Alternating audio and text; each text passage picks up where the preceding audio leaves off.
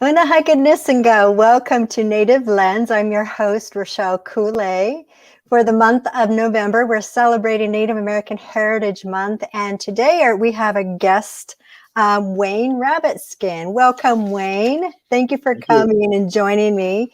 Wayne's education background consists of business administration and human resources management, and he has experience in being the frontline worker with the Cree Board of Health and Social Services, and which is addiction counselor. Right now, he is very active, and he's a founder of the National Indigenous Men Gathering, Healing the Spirit Warriors. Welcome, Wayne. Thank you for joining me. I'm so excited. I've been following you for quite a while now, and you just crack me up. But then at the same time, you'll have some serious messages, and then pretty soon, like yesterday, you posted because you were snowed in, right? You posted counting macaroni boxes just to kill the time. Actually, I have to self-isolate. I came from one of the hot spots in Quebec regions, one of the regions in our area. So it's mandatory for us to isolate. Oh, so it wasn't just the snow. It was no, it wasn't the snow. So you were self-isolating and focusing on counting noodles. Yeah. I was very determined. Now, was that a setup, or were you really doing it? No, I was just trying to being funny. Make people laugh, yeah. It was very, very funny. I was cracking up, and you always know I'm cracking up because I always put on that emoji, me laying on the ground, because I really am too. It's funny. Mm-hmm. So, Wayne, tell us about what you're doing, and what is founder of the Native National Indigenous Men Gathering. What is that about? Well, it started off a couple of years ago, and a few men. We were sitting around, we were having a sharing circle. And how it started was there was a lot of lack of resources at the time for men, for First Nations men, especially in our area. And there's a lot of emphasis on programs towards women. And so all we did was we just sit around and we tried to find ways to heal each other. And so that's how it started. One of the things we wanted to do in the beginning was to create awareness to ending violence against women. Mm-hmm. But it took a lot of time. It took 3 years to actually walk, because we were pretty aware of the lateral violence because of the impacts of what happened with our people, the colonization. Mm-hmm. And one of those impacts is we kind of internalize that oppression. Yes. And it becomes lateral violence in our communities. So when men speak up, we were so aware of the insults, the attacks that will happen if we start to come out and say, okay, hey, you know what, our silence, even though there was men there that were not abusive towards women, they were good men, but there were some men that were, very abusive, but they still decided, you know what, I'm going to join in the walk. And so that's what we did. But because of the 3 years, it took for us to actually say, okay, we're going to start walking. We were kind of hesitant, scared because of that lateral violence. Yeah. And we said, you know what, let's just do it. And let's just come out and say, you know what, we were part of that impact of colonization, where men lost their roles, lost their responsibilities. And, but now we want to revive those roles. Mm-hmm. And we're trying to find a way to do that. And there isn't really a lot of teachings about it at that time. Right. And so we decided to say, what, you know what, let's do it.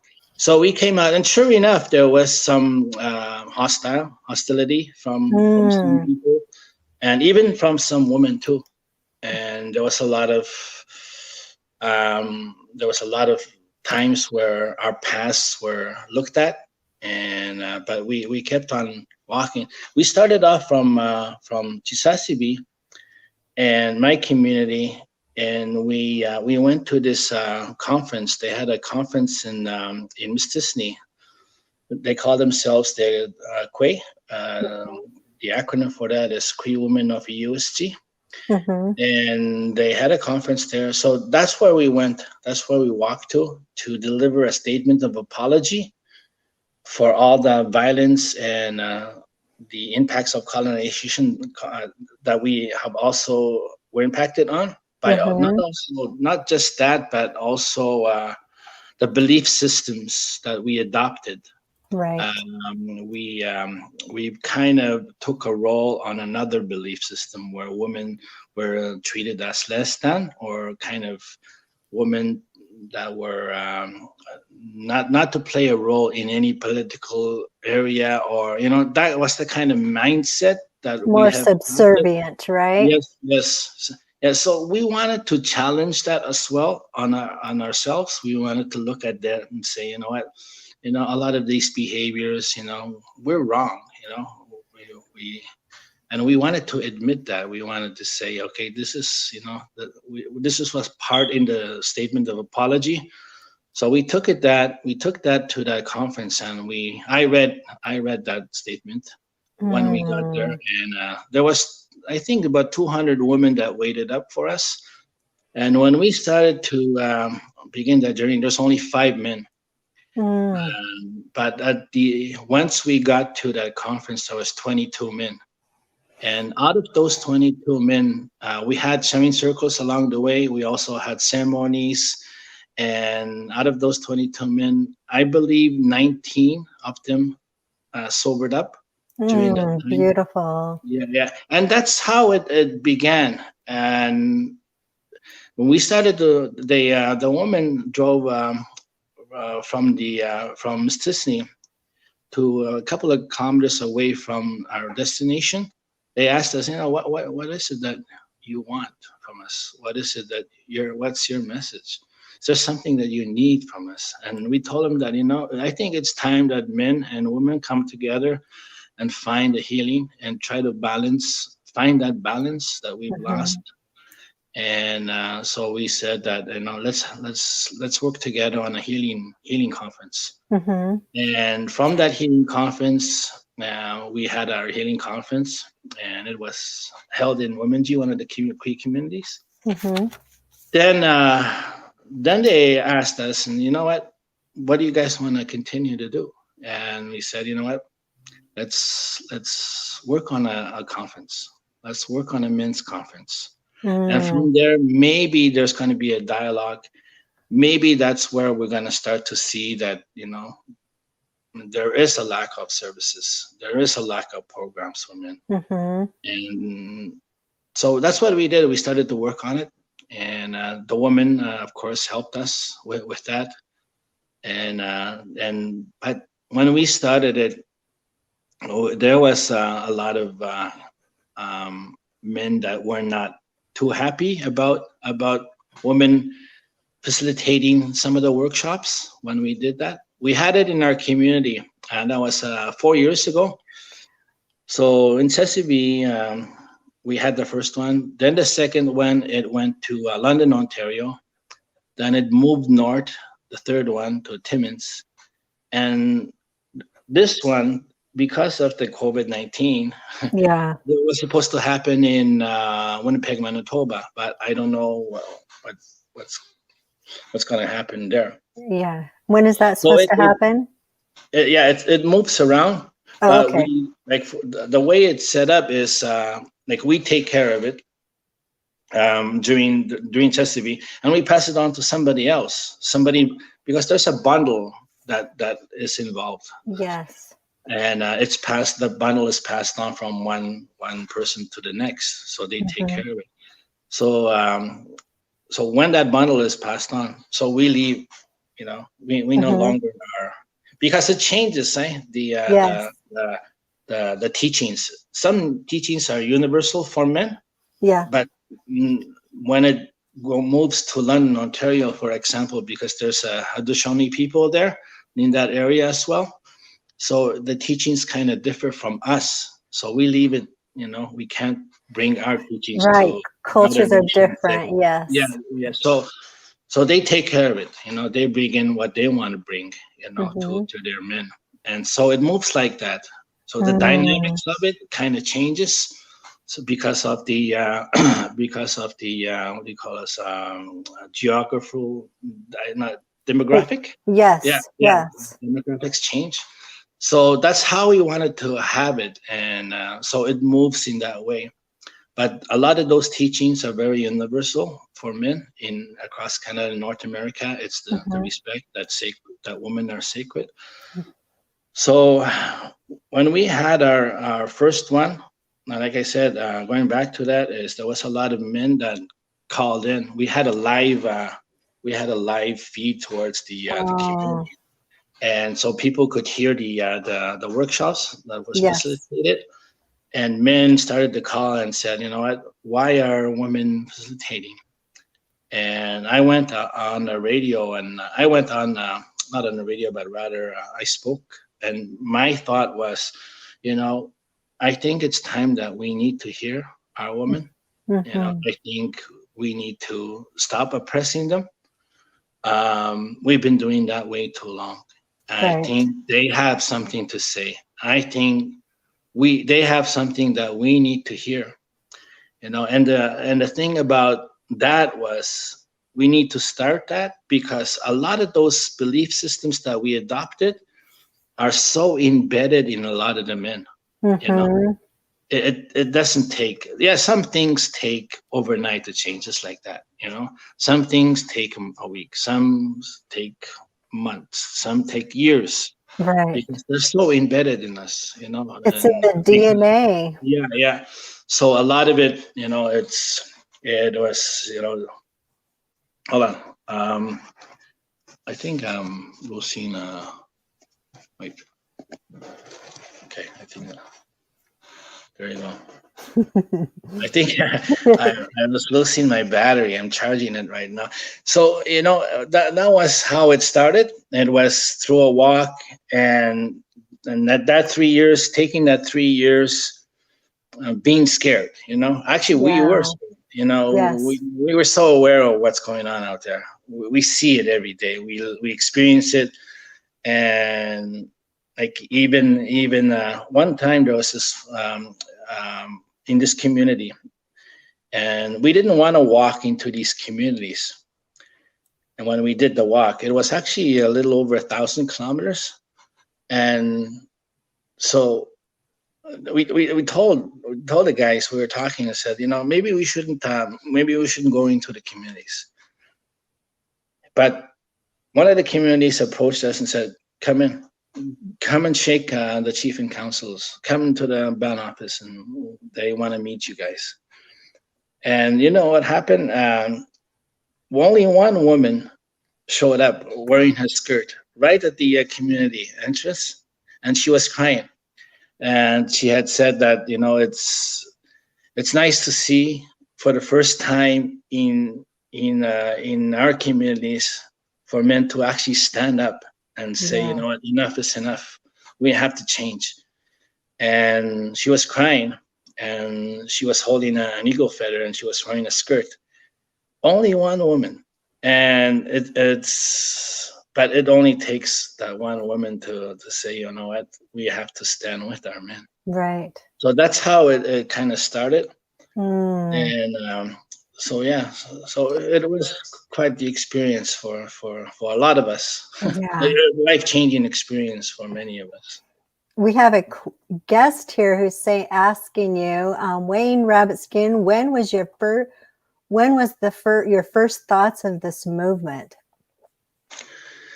I think about, I don't know,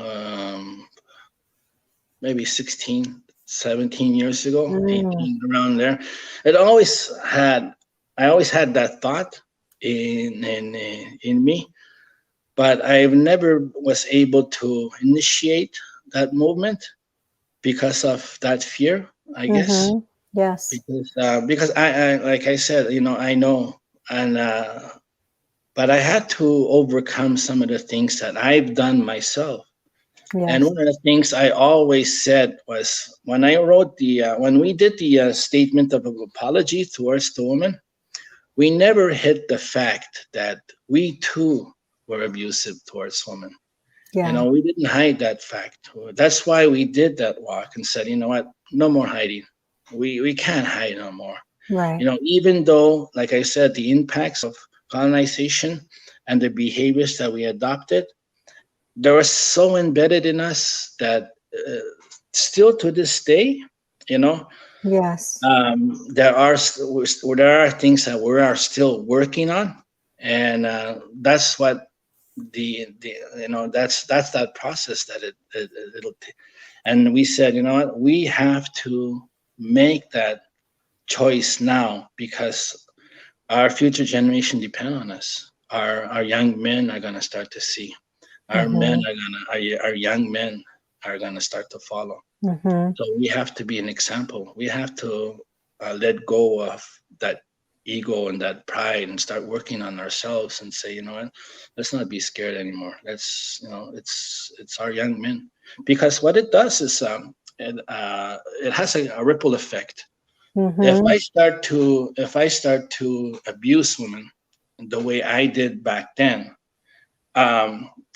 it causes the woman to have an effect on her self-esteem, self, Mm-hmm. and if I abandon my role as a man, then that woman will also eventually, most likely, will eventually abandon her role as a woman, her womanhood and her motherhood eventually, her Mm-hmm. partnership, you know, and even her grandmotherhood. So if that happens because of the trauma that we men cause, and the trail of turmoil that we've left towards women, that's why we see a lot of children now being neglected and abandoned, because women start to abandon their roles because of the trauma we've caused. Mm-hmm. And then that cycle kind of has a repetitive, it's Yes. kind of repeated. Just the Then the cycle woman just yeah, continues. yeah, and the woman start to be abusive, or start to be um, um, have these Well, behaviors they as well. become self-abusive. Yes, yes, yes. So that in itself, that we could do something about ourselves and start to heal ourselves, then maybe within a home, like a man heals, then the home heals. The Mm-hmm. man becomes healthy, the home becomes healthy, and it causes the children to be healthy, to feel safe, and to feel secure. And it goes down to their education. Then they feel more focused, more clear. That sort of thing, that kind of ripple effect that we were talking about. And that's what Yeah. we're trying to achieve. So. Yes. It affects this. It sometimes, I don't know, in Western colonization, we separate mind, body, spirit, but it's happening when one is being abused or violated. It affects the whole being. It's not just the mental or the psyche, it's also your spirit that also is being abused as well. um, what what is we our tribes, many tribes are matriarchal, have always been, um, and then things change. So how are you, what are your ideas, your group, and ideas of how that role should start changing and identifying, here's what we traditionally were like and how we were, um, and I know that through ceremonies, that's where you're going to get your inspiration and how things need to go back. How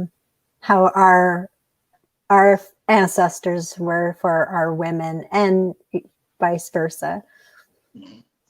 One of the things we've learned in our area is there was the men started to have these circles. One time, let me tell you a little story about that and how I remember it. Was we used to our first teaching teaching of the hunt in our area was we use the slingshot, right? Mm-hmm. And back then we used to we moved from an island to because of a hydro development to the mainland right across the river, and then we used to live on this island. And back then, when I was about maybe 8 or 9 years old, and me and a few friends would have hunt birds with our slingshots, and all along the river. And there would be a bunch of elders, men that would be sitting, by the river, and they would talk. And I wondered about that. And one time, a group of friends of mine, we sat right outside the circle and just to sit there and listen in. And they were talking about life, and they were talking about how it affects the. They were talking. I can really remember they're talking about this man, about the behaviors of this man, how it impacts the community, and it starts to disrupt the lives of other people, disrupts the peace in the community, and I started to go back to that, and it was like a sharing circle for them, eh? And that's how we wanted to do it. But at the same time, when they made the decision, and they would go back to their women and they would say, this is what we talked about, and this is the decision that we made. And the woman would then say, you know what, if it affects life, and if you feel strongly about this decision, then I think we should go. That's how there's a different decisions that were made. For men, I found out that men we so analyze things, Mm-hmm. it's Yeah. so analytical. But for women, they're always based it with their spirit, with their heart. When Yes. they make this decision, it's always based on life. Mm-hmm. How is that life going to affect this decision? Mm-hmm. So I seen that they're trying to balance things from Mm-hmm. perspective of men's decision and as well as with the woman. Mm-hmm. So they played a role in the decision making. So that's what we looked at and said, okay, we need to revive that. We need to bring that balance back. We need to have also a voice, because when we were looking at the women, they were already making a big impact in the world about advocacy and ending violence against women. They have their place, and we also have their respect when we come together and work together, and it kind of balances things out. Yeah. So that's what we wanted to look at, and I know some societies, they have the clan mother system. So for us, it was a little bit different where we come from, Mm-hmm. and yeah, so. That's so beautiful. Thank you, Wayne. Any advice for men out there who are struggling, and women? It's not just one way. Women can be abusive as well. What are some steps to do the healing and the most of the time I'm not sure where does that anger come from? Where is it coming from? And I haven't been in that situation, how I feel about someone else, or that frustration to maybe take it out on someone else. But can you talk about that a little bit more, so that then I have an understanding too, but also others might have that understanding? And then what would my role be? What should my role be in helping our brothers heal? A lot of the anger comes from abuse, from loved ones, and Mm-hmm. being exposed to abuse, all kinds of violence, and also neglect and abandonment. A lot of that comes from Mm, us. And because when you look at the child development, and the first 12 years of a child is very crucial. Yes. And if you look at that, and when the brain develops, and if you're exposed to these things, and most likely you'll carry them in your adulthood, in your teenage, and you bring that into your relationships. It was the same with me, because I saw violence in the home, how women were abused, Mm-hmm. and there was a lot of parties back then. So I was exposed to a lot of violence, and so growing up, I thought I picked up on these behaviors, and I thought, that's how women are treated. This is how they should be oppressed. So I did the same things, and there was a lot of Mm-hmm. anger towards women as well, for Mm-hmm. me too. And I blamed them for a lot of things. And so the when I looked at myself, and I said, okay, why do I have these behaviors towards them? Where is this belief system coming from? Why am I triggered with women? Because when I had these previous relationships, whenever a tone, I'd say, a woman would, um, uh, whenever I felt like woman was kind of directing or demanding me to do something, and they had this certain tone, Yeah. and I would react. For some reason, I would react kind of almost violently. So it's a And trigger, right? yeah, there was a trigger, and I looked at that and said, okay, where is this coming from? And uh, and I remember that I myself was abused. I was abused by women too. It Mm, wasn't just men.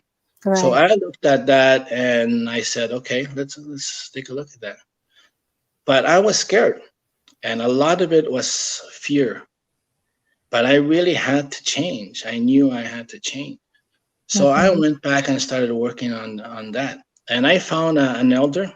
He was in he lives in Ontario, and I talked with him, and he said, let's work on that.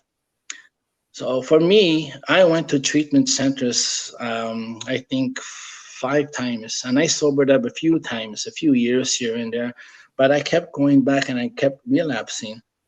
And that's when I found out that, there was a lot of work that I forgot to do. It was just physical Mm, sobriety back then, but I had forgotten about spiritual sobriety. I, mm, how to connect with my emotions, or how to connect with who I am and how I look at myself. So I forgot about those things, you know.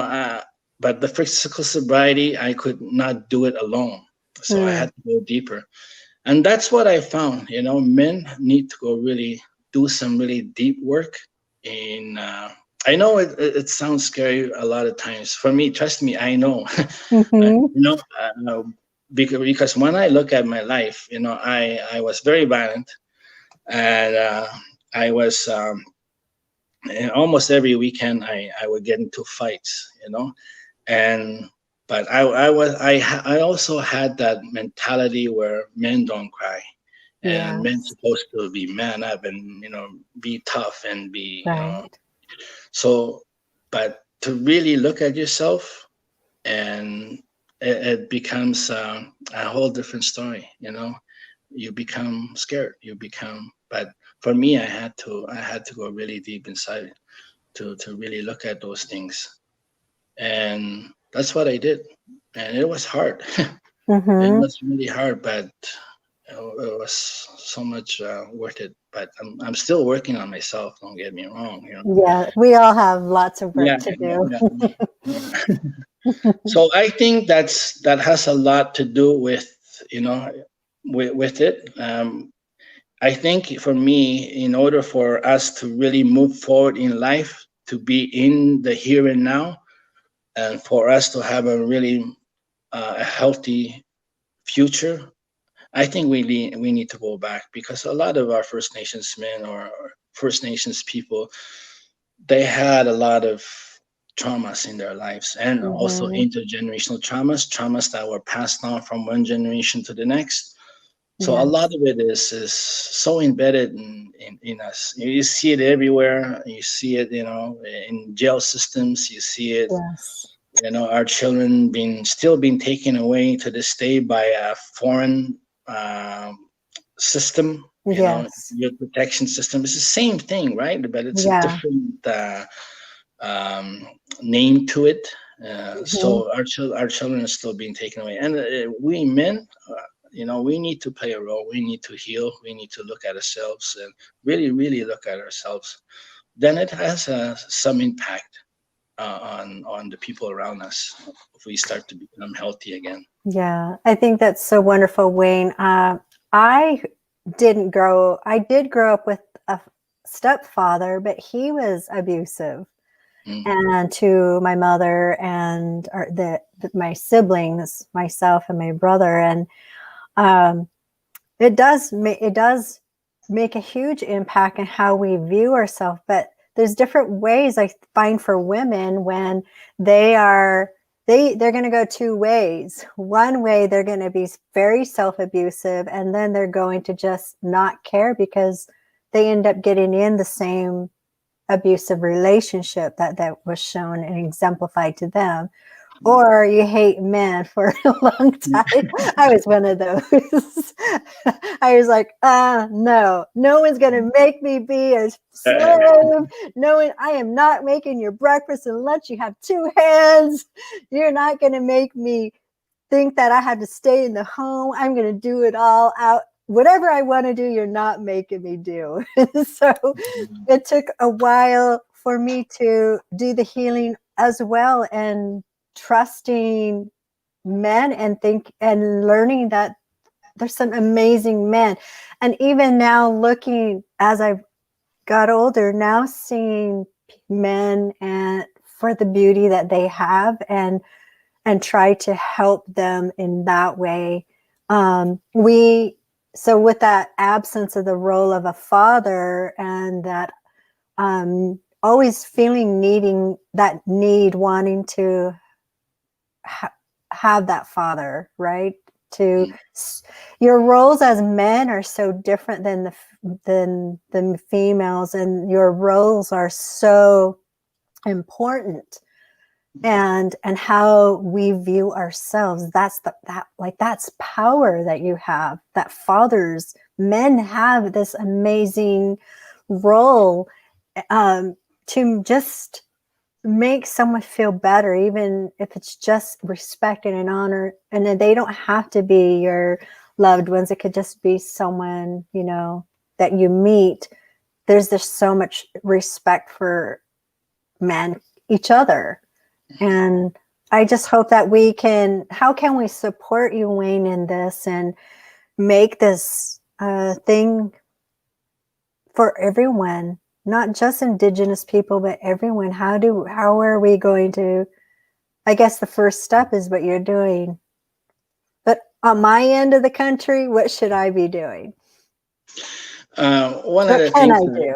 yeah, remember when I was telling you about the young people, the young men will look at you, and what we did was we decided to use the social media when we started to walk, and we took pictures, and we did testimonials every now and then, Yeah. and so that's what we did. We added people on my Facebook, and I started telling stories what we were doing. And about 2 years after, once we were done the walk, and I get a call from a woman from Delaware Nation, Mm-hmm. and that's in Ontario. And he says, Wayne Rabbitskin, I wanna talk to you. And my son, my 14-year-old son at that time was following you on what you have done. And he wants to do the same thing when he Oh. was 16 at that time. And he said, could you guys come down here and walk with us? And he said, yeah, of course, I will come down there. And we traveled down to Delaware Nation. And he wanted to do the same thing. He walked from Delaware Nation to Sarnia. It was 90 kilometers, and we did the walk throughout the whole night, and it was just Mm, pouring rain, but we kept on walking, and we got mm, to there was a conference. The woman had the conference there, and I think there was about maybe 200 to 300 women there at the time. and they were waiting for us, and they were waiting for this young man, and we walked with him with his passion. He wanted to do the same thing. So that goes to show, like, using the social media in a good way to Yes. send a message, to create awareness, to educate people. They will listen. You don't know who you're inspiring. You don't know, your story inspires other people. So just like this, 14-year-old boy. Yeah. And now he calls me Uncle Wayne. Oh, Yeah. beautiful. So I go visit him every now and then. And, and he's a good young man, and he's followed his traditional ways. He sand dances and he does ceremonies. He goes to ceremony, doesn't drink. So that's we inspire people in that way. When we Yeah. use social media in a good way, then maybe by all means, use it to create that awareness and to Yes. educate our people. Yeah. Yeah. Thank you so much. And I just saw a huge image of men, women, with just from tribe to tribes throughout the whole North America gathering and creating this event of awareness. And it's time. I feel like this is the time to decolonize, correct? Yes. So thank you so much, Wayne, for being here. If anybody want to get in contact with him, here's his name, Wayne Rabbitskin, and you can follow him on Facebook. So thank you again. All right, thank you. In your language, can you say goodbye? To us, it's both. You can say, when you greet somebody, as they come, when you welcome them, or as they leave, we say wajia. Wazandabi in Shoshone. Thank you. Oh, Thank you.